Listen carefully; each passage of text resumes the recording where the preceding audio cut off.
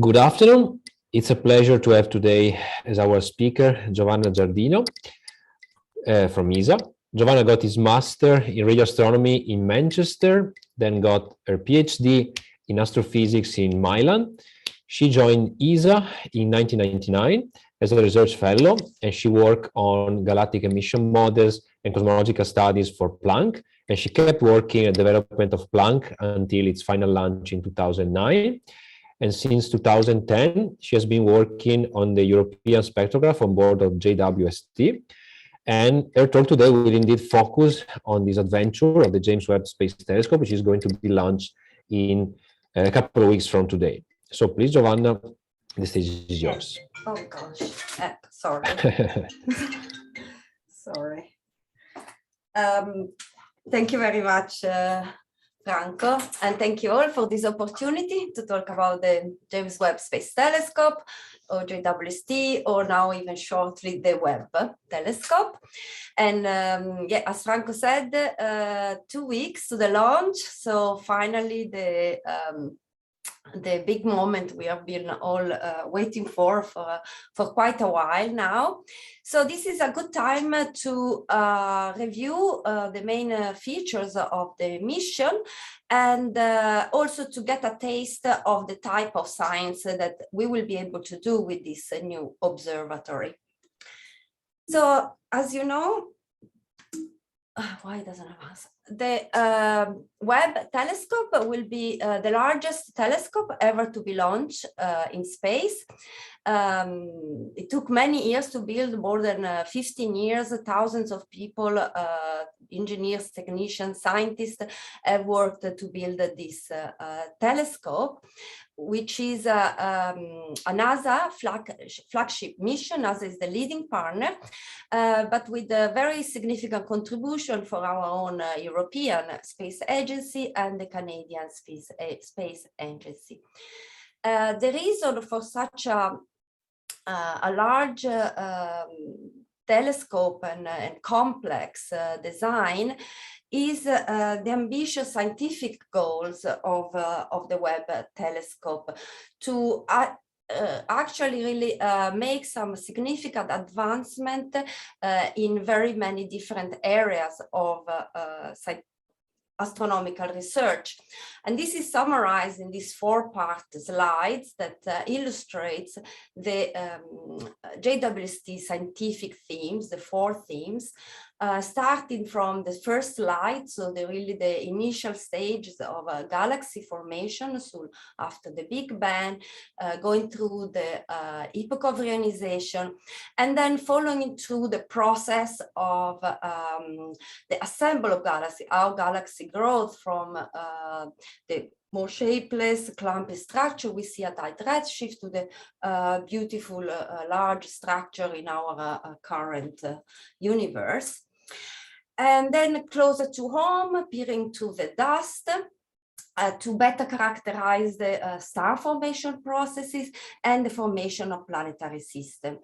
And then also investigate individual exoplanets, and in particular with the technique of transit spectroscopy, really probe the composition of the atmospheres of these alien worlds, from hot Jupiters to more terrestrial-like planets in the habitable zone, to see whether elements such as water or oxygen or ozone are present in these atmospheres. So another way to frame this scientific quest, a little bit more philosophical, it's in the context of humanity's search for origins, from a few hundred million years after the Big Bang, when the first stars and galaxy form, all the way through to our planet scale, and whether life could in principle be possible elsewhere. Now, what all these scientific investigations have in common is the need for very high sensitivity and instrumentation optimized for observation in the infrared wavelength range of the electromagnetic spectrum. So these are really the two drivers of the design of the Webb telescope. So high sensitivity means a very high collection area, a big bucket of photon for the photons. And you can see here to scale the primary mirror of the Webb. This picture was taken at Johnson Space Center in Houston when the mirror and the telescope were subjected to cryovacuum testing. This is a huge cryovac chamber, the biggest cryovacuum chamber in the world. And that gives you idea of the size, 25 square meter of collecting area, exceptionally exquisite optical quality to be diffraction limited at 2 micron. Each of the 18 hexagonal segments are covered by a thin layer of gold, because gold is the best metal to reflect in the infrared. So that's here again to scale with this cartoon with respect to the primary mirror of the Hubble Space Telescope, 2.4 meter of diameter compared to the 6.5 meter of diameter of the Webb.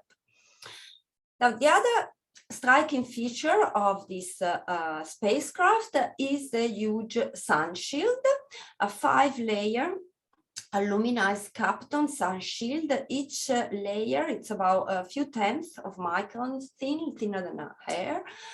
And the size of a tennis court. And the reason for this huge sun shield is to keep the telescope always in the shades of the sun, and therefore passively cool it down to low temperature. And that is to optimize, again, observation in the infrared. You want to low background, you want cold instrumentation. So this sun shield goes very much in tandem with the choice of the orbit for the Webb telescope. Probably you have heard they will be placed in an orbit around the Lagrangian point 2 of the Earth-Sun system. This is a equilibrium point that orbits around the sun, synchronous with the Earth. It's about 1.5 million kilometers from the Earth, about 4 times the Earth-Moon distance.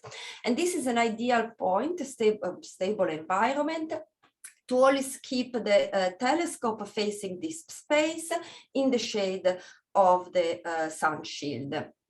And you can see this illustrated also in this cartoon, right? So on one side, you have the hot side of the observatory, always facing the sun and the Earth. So this part will reach temperature of 85 degrees Celsius. And this is the side where we have the services. So things like the solar panel, obviously, communication antenna, attitude control equipment. While the cold side will be cooled down to 40 kelvins, minus 230 degrees. And this is the side where the instruments and the mirrors are positioned. Now, this design is challenging in itself because of the, as you can see, the significant thermal gradient, but then it goes also with a huge size, right?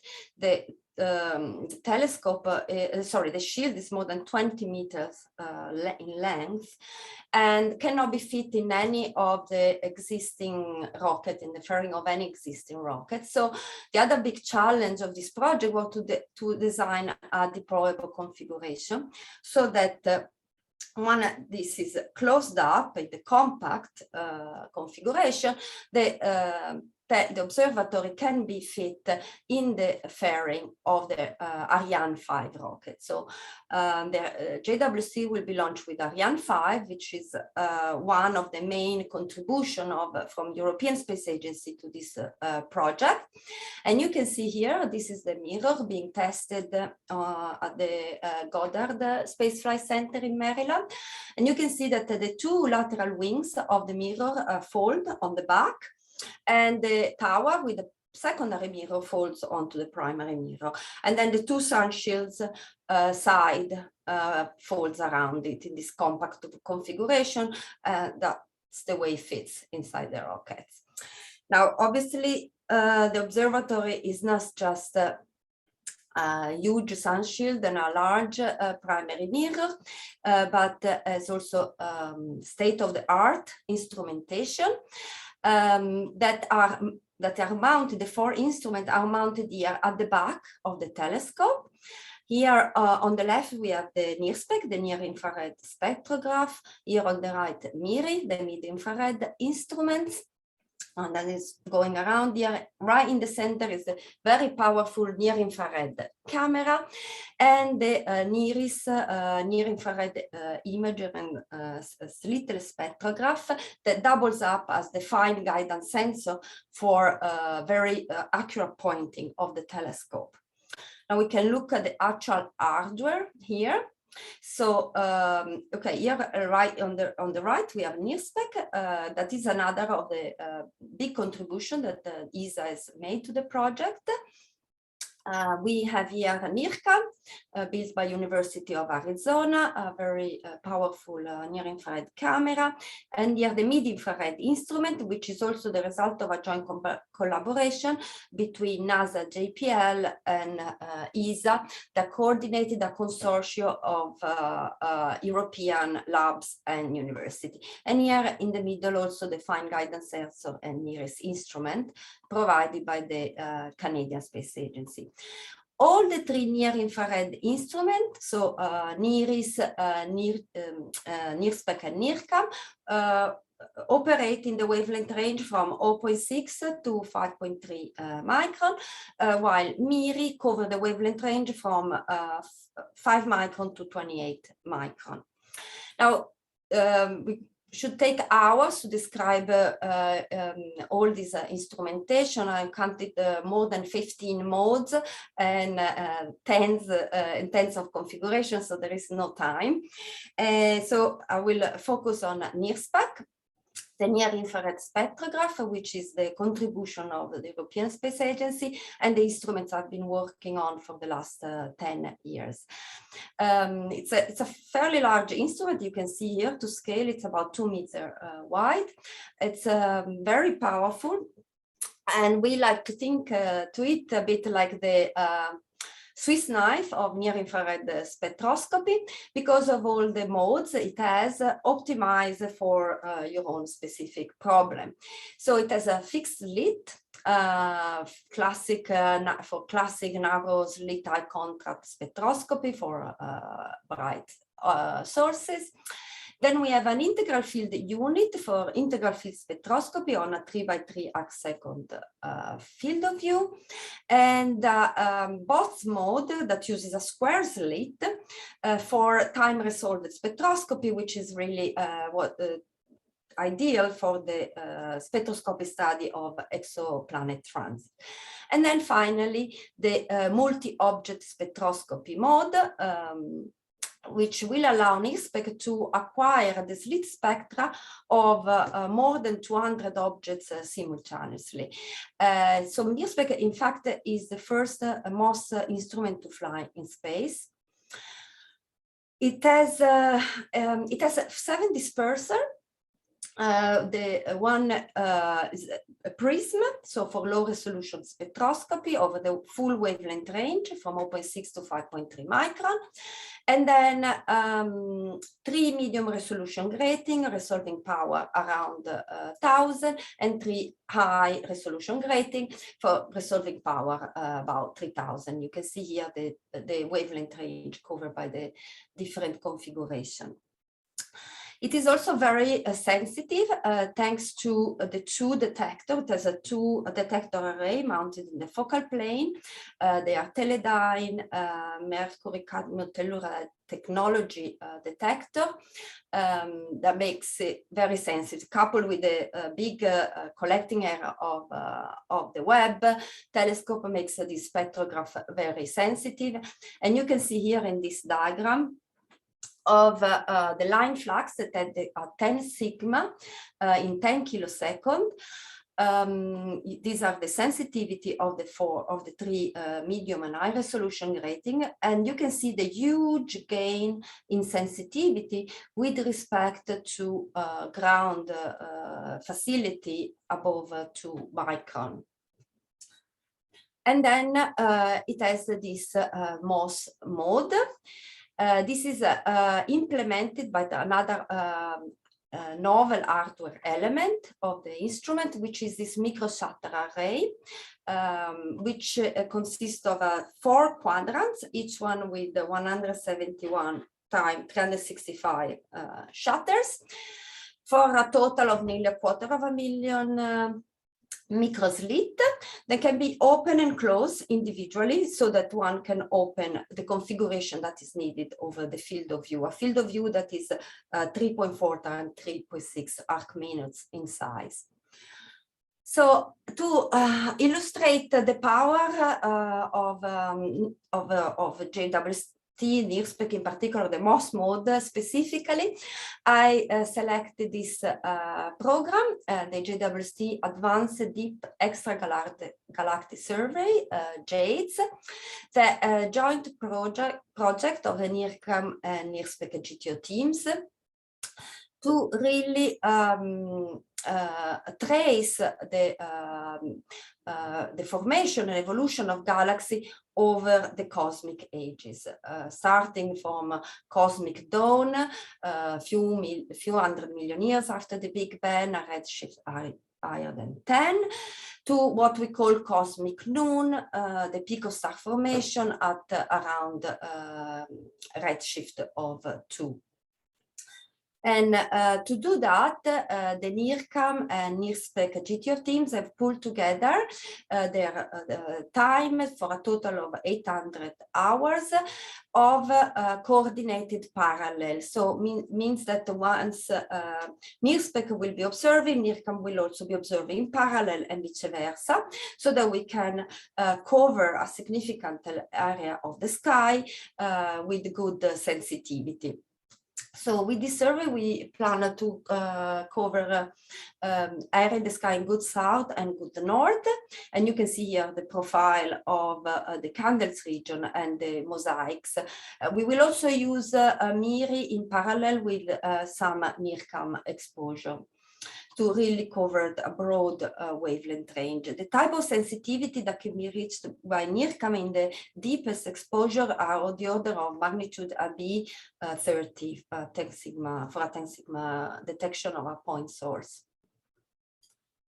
This is a spectroscopic survey that, like the imaging as this, let's say, wedding cake design. So a smaller area of the sky, 46 square arc minute, observed at highest depth, so longest integration time of 28 hours with the prism, and 7 hours with the medium resolution grating and the high resolution grating in the red part. You can see here in the table the selection of dispersers that we plan to use. And then there's a more shallow part of the survey with the typical integration time of a few hours, and with which we plan to cover nearly 200 square arc minutes. And we will have the spectroscope information for nearly 5,000 objects. And with using the different resolution mode, we can probe different aspects of the physics of a galaxy, from the stellar continuum, the nebular lines, and the kinematics. So we will have a big data set with which we plan to address various scientific questions. Obviously, high priority is the spectroscopic confirmation of the most distant galaxy that will be detected by NIRCam, but then study galaxy evolution over the cosmic ages, in particular by probing the buildup of stellar mass and metals from the initial stages to the end of dark ages and the epoch of galaxy assembly. And indeed, this contest search for the first generation of stars, population 3 stars. Then we'll quantify the escape fraction of ionizing photons, their yield, study gas kinematics, galaxy dynamics, make a sense of AGN and their relation with the host galaxies. Now, to prepare for this significant sizable data set, we have performed some simulations, and this also gives you an idea of how the data of NIRSPEC look like. This is a simulation of an observation of more than 200 galaxies in the Hubble ultra deep field, observed with the prism at resolution 100. These are the two detectors of NIRSPEC, and you can see for each of the object we open 3 shutters, the adjacent shutters, and we have the source dispersed here in the center in this inlet that you can see, and flanking the background emission, so that we can have direct background subtraction with the nodding exposure. And you can see the background coming through the fixed slit in the slit plane of NIRSPEC. And this is the same field observed now resolution 1000 with the medium resolution grating. And now the spectra are much longer, so here they overlap. But okay, that's okay, because here we are really interested in the emission line, so that the continuum is not so important. So the overlap is not an issue, something that we plan to handle. To give you an idea of the data, one has to extract the spectra, assign wavelength, and this is an example of such a spectra. So you can see in red the spectra from the prism. In blue was the input, the ground truth, let's say. And in the different color, magenta, cyan, and green, the spectra from the medium resolution grating from the 3 bands. There is some overlapping line, but you can see on the reddest band how the rest frame optical lines are nicely recovered. We have made this simulation public. They're available on our website. And we plan also to make some of the fields of jades quickly released to the community. Number and selection of the fields will depend on the scheduling that will be, you know, the order with which the observation will be executed. But okay, this is still a little bit of a dream. 20 minutes. And what I call synthetic science. So first we need to launch the Webb telescope. It was finally stored at the Northrop Grumman facility in August 2021, and shipped to French Guiana. From Los Angeles, the trip arrived safely in mid-October to the European Space Agency spaceport here, the French Guiana. And now the telescope and the fairing are being prepared for launch. You can see here, these are pictures taken very recently, I think last week. They told me that when they put the stickers on the fairing, that's a good sign, and we should be on schedule. So finger crossed. The launch will happen on the 22nd of December, in just a week. So that will be a very stressful, exciting, but a stressful moment for everybody involved. Now, the Webb telescope being the Webb telescope, the launch is not the only big cliffhanger in front of us, but there is also what we call this month of terror, which is when the telescope is traveling to its orbit and has to unfold. So to illustrate this process, I'll share with you this clip. So hopefully you can hear my voice okay? Yeah. So this is really a couple of minute video clip that summarize the main stages of the journey to the Lagrangian point 2. So here we can see that about 30 minutes after the launch, the spacecraft separates from the last stage of the Ariane 5. And the first things to do, obviously, is to deploy the solar array. that there is some firing of the thruster here for the attitude and trajectory correction. Antenna release a few hours into the journey.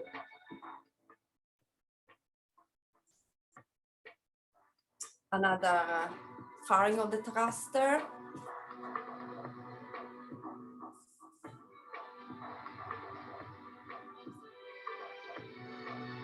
Now we are nearly 1 day after the launch. This is when the high gain antenna is deployed. This is the antenna that will be used for the high traffic of uplinking command and downlinking telemetry. And after 3 days, we are about at the distance that was the largest distance ever traveled to man in space, which was the Apollo 13 mission. And not long after that, the deployment of the sun shield starts. First, the forward part.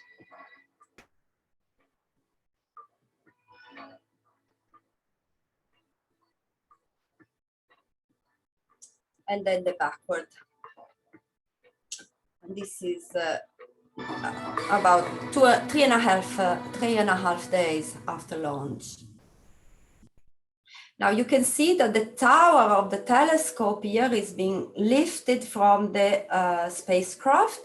And this is again to improve the thermal decoupling between the cold side of the observatory and the hot side. Now, about 5 days after the launch is when the protective cover of the sun shield is being removed.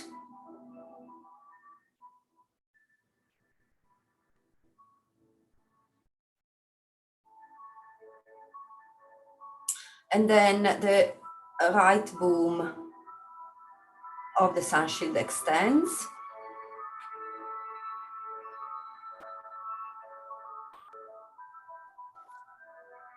And then the other side.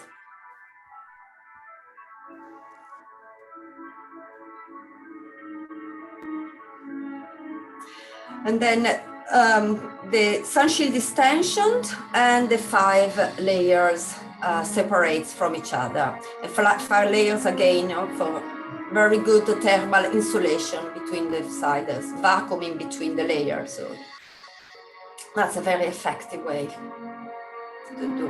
This is a momentum management for the attitude of the spacecraft.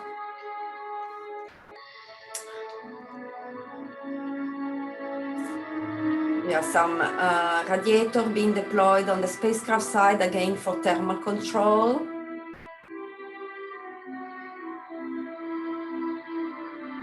And about 10 days after launch, the MIRI cryocooler starts. So the mid-infrared instrument needs to be cooled down to lower temperature. So it has a cryocooler that cools at 7 Kelvin. 11 days after launch is when the tower of the secondary mirror is deployed. Very critical moment. And then finally the 2 wings are of the telescope being opened up, which is about 12 days, but by 2 weeks, the telescope, 2 weeks after launch, the telescope should be in its operational configuration.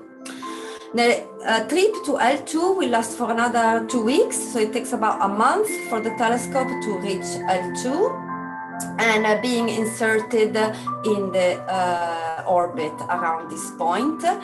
In the meantime, the telescope is cooling down. After this, there will be 6 months of what we call commissioning, in which the telescope and the instruments will be prepared for the science observation, and then the first scientific exposure will be acquired, and I think that will be a rather exciting moment for everybody. Thank you for your attention. I'm happy to take questions.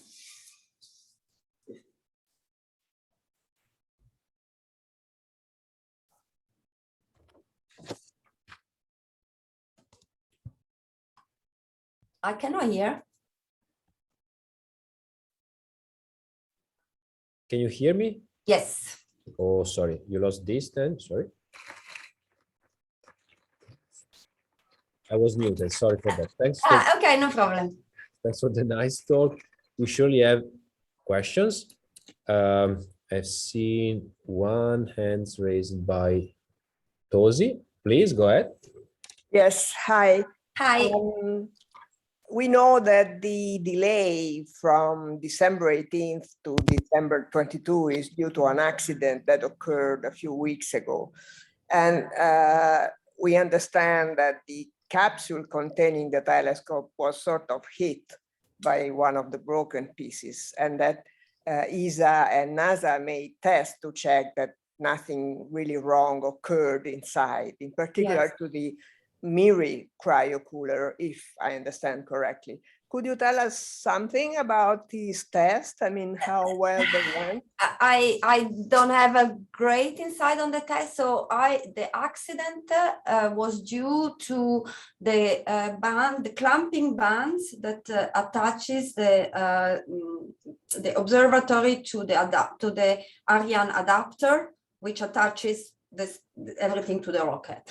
And these bands snapped, the locking mechanism snapped when it should have not had, and provoked a strong shake through the spacecraft and the telescope. So NASA has investigated. Indeed, it has identified all the parts that were deemed as sensitive for such a strong stress, and has made the test. So that's the 4 days delay to perform all the checks and review the findings.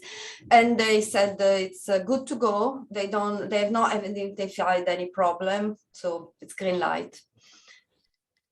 And yes, but that's one thing that is really as an origin of stress and tension in this mission is that it has many mechanisms. So what you have seen in this deploying movie, it's the work of 100 of mechanisms that have to work and have to release at the right moment, the right way. So that's we make a joke that some people, that the engineers that teach this, they say this is not how you design a spacecraft. Thank you. Next we have Ettore. Giovanna, considering, as you said, the many things that should go right to deploy properly the telescope, there is a minimal configuration under which you consider that still James Webb can operate. This is a curiosity, because I saw that there are so many mechanisms that can go wrong. So I was wondering if there is any way, a minimal condition under which you consider that the operation can go on. It's scary to think about it, but so there is definitely redundancy in the design of the sun shields. So, you know, should some of the layer don't separate completely, the tensioning not being perfect, there should still be enough decoupling, thermal decoupling between the two sides. I think the telescope would operate even if the two wings or one of the wings would not open. But obviously you can see that it's absolutely critical that the tower of the secondary mirrors deploys. So yeah, I mean, it won't be ideal. We really hope everything works as it should. Yeah, thanks. Yes, the nice things about the design of and maybe it's interesting to think about it also, because in view of the problem that were on the Hubble Space Telescope when it was first launched, and it was found that there was no perfect focus into the optical train, is that each of these 18 segments that make up the primary mirror is equipped with 7 adapters, so that the shape of the surface for each one can be controlled really to a few tenths of nanometers accuracy. And that way the telescope will be focused in space. In fact, of these 6 months of commissioning, about 2 months will go to focus the telescope. So to observe once a star will be observed, and then all this mechanism executed, all this dance of mirrors executed to achieve ideal focus. So that's a risk mitigating design aspect. Thanks. May I ask, can you tell us a bit more about how the time allocation would work, and what about guaranteed time? Yes, so guaranteed time was awarded to the team that built the instruments. Mm-hmm. So in the case of ESA, ESA nominated instrument science teams. For instance, from Italy, there is Roberto Maiolino, Stefano Carniani, various people, but Stefano is a later addition, like myself. And they have with NASA, you know, NASA did the same for other instruments, for the telescope, and they have this GTO guaranteed time that will be used over the first 2 cycles, ideally, or the great chunks of the first cycle. But there is also an agreement to for the GTO teams to provide quick feedback on the performance of the telescope and how to optimize the data analysis, data reduction and calibration. And then, yes, so that, and also to release part of the data as soon as possible. And then the rest of the time, it's done via you know, time allocation committee. And for cycle 1, it is already happening, so they are already scheduling the full observing plan for the first year. So there will be another opportunity call, another call sometime mid of next year. So this is going to be done once a year? Yes. Okay. Okay, thanks. More questions for the many people still connected?